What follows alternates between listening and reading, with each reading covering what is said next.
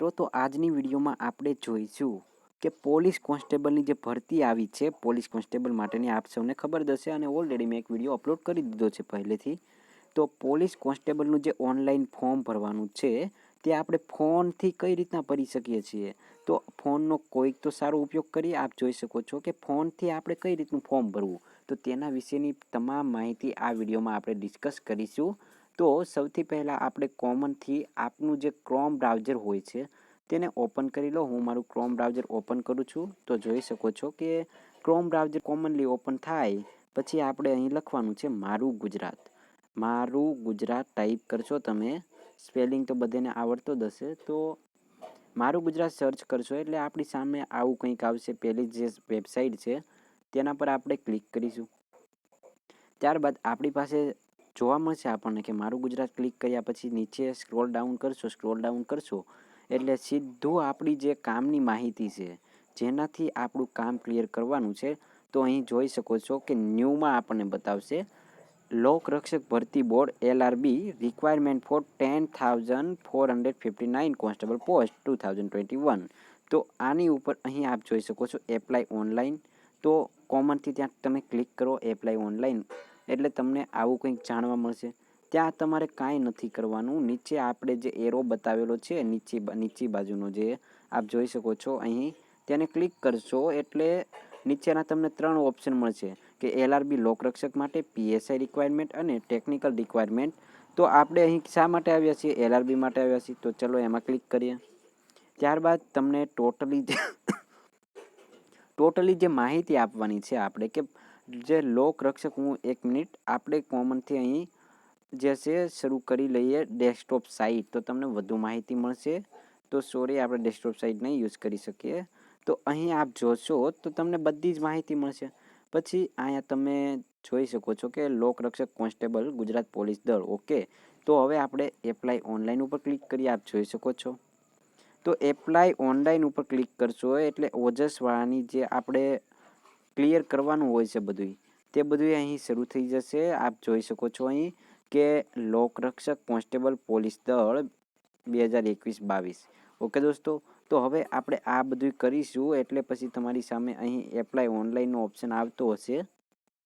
તો apply online ઉપર આપણે ક્લિક કરીશું. એટલા માટે અહીં તમારી પાસે જે છે થોડી ઘણી માહિતી માંગશે કે રજિસ્ટર ID જો તમે ઓજસવાળાનું કોઈનું બનાવ્યું હોય તો ક્લિક કરીને અહીં અંક નાખી દો આવી રીતના. ઓકે દોસ્તો, પણ હાલ આપણે જે છે જો તમારી પાસે આવું કશું નથી તો કોઈ લપ કરવાની જરૂર છે નહીં.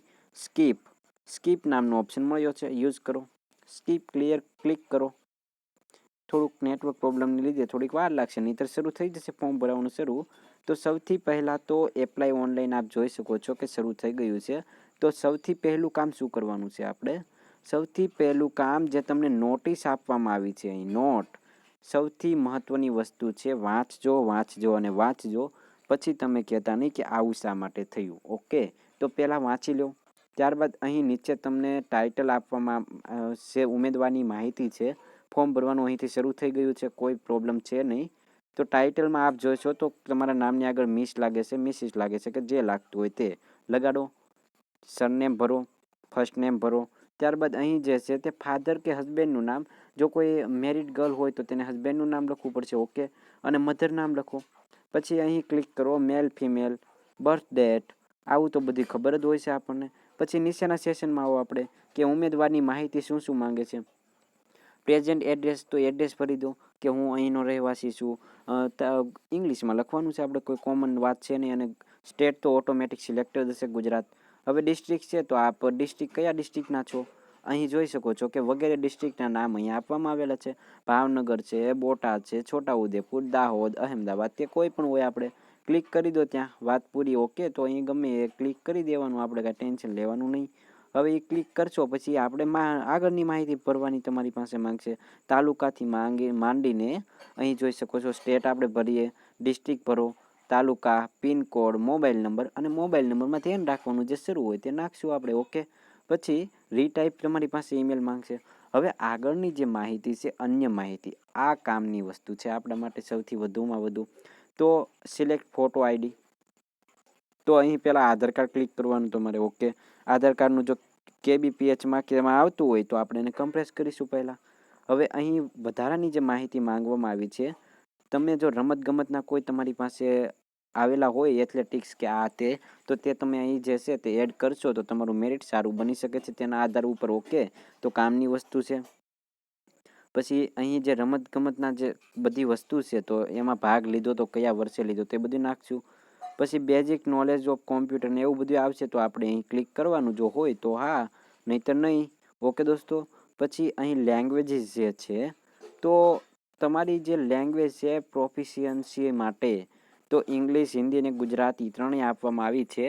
તો કેમાં તમને વાંચવું ગમે છે, કેમાં લખવું ગમે ને કેમાં બોલવું ગમે, ક્લિક કરી દો. વાત ખતમ, કોઈ આપણે ઝંઝટ છે નહીં અહીં. પછી અહીં નેક્સ્ટ વાત કરીએ કે જે કિસ્સામાં ઉમેદવારના ગુણ પર્સેન્ટાઇલમાં હોય તે ઇક્વિવેલન્ટ જે છે પર્સેન્ટેજમાં સ્કૂલ અથવા તો યુનિવર્સિટીના નિયમ મુજબ રૂપાંતર કરી દર્શાવવાના છે. વાત ખતમ. પછી નવો સેશન આવશે, વધારાની માહિતી. તો વધારાની જે માહિતી છે એમાં તમારી પાસે માંગે છે કે તમે સી સર્ટિફિકેટ હોલ્ડર. હવે એનસીસીમાં કોઈ માણસ હોય, રાઈટ છે, એનસીસી આપણને બધાને ખબર છે, નેશનલ કેન્ડિડેટ કોર્પ્સ, અને એનું જો સી સર્ટિફિકેટ હોય તો અપલોડ કરો તેની વગેરે માહિતી, સર્ટિફિકેટ નંબરને એવું માંગે છે. પછી જે છે તે એડિશનલ ક્વોલિફિકેશન, એટલે કે વધારાની કોઈ શૈક્ષણિક લાયકાત તમે લીધી છે સ્નાતક સુધીની, તો એજ્યુકેશનલ ડિટેલ આમાં ભરો. બીજું કાંઈ છે નહીં ભાઈ, કોમન છે આખું ફોર્મ. ઓકે, તો પછી અહીં તમે જે છે તે અનુસ્નાતક કે વગેરેની જે માહિતી હોય તે ભરો અને સેવ આપશો. સેવ ઉપર આપો એટલે નેક્સ્ટ ઉપર તમને લઈ જશે. ઓકે, તો અહીં આપણને ખબર છે કે મારું કોઈ મેં ભર્યું નથી એટલે આવું બધું આવી જશે. પણ તમારે જે છે ટોટલી સાચી માહિતી ભરશો તો કોઈ પ્રોબ્લેમ આવશે નહીં. અને જો ના ખબર પડે તો આપણી ચેનલ ઉપર તમે કોમેન્ટ કરીને બતાવશો. તો થેન્ક યુ વેરી મચ. જો કોઈ માહિતી જોતી હોય તો વધુને વધુ ચેનલને સબસ્ક્રાઈબ કરજો અને તમારા મિત્રોને શેર પણ કરી દેજો.